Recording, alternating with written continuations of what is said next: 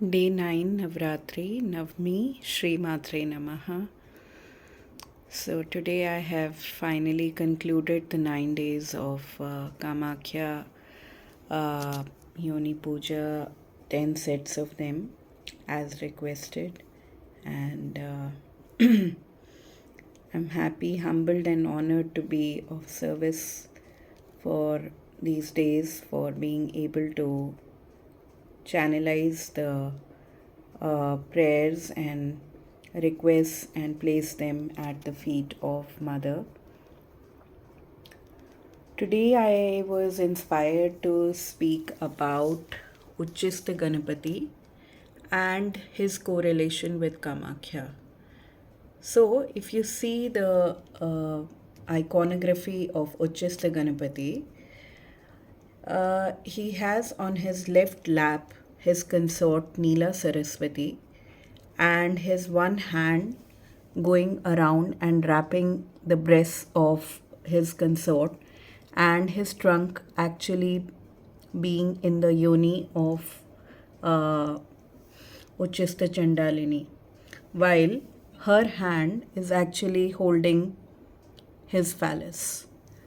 So for many, this may be a very vulgar kind of a representation of a godhead, but here he is and shamelessly present and doing what he must, and this brings to a jarring conditioning halt in our mind about the event of lust and desire in our systems. It brings us to question that, and it makes us wonder as to how is it possible for us to be in this kind of a situation where we are praying to a God who is so full of laced with lust. But here the entire programming, the social programming, the deep conditioning is being broken. And Ucchista Ganapati's trunk is actually in the Yoni of Mother Kamakhya herself. And with their sambhoga and mutual pleasuring, they are constantly becoming one. They are becoming the non-dual tattva of our chitta.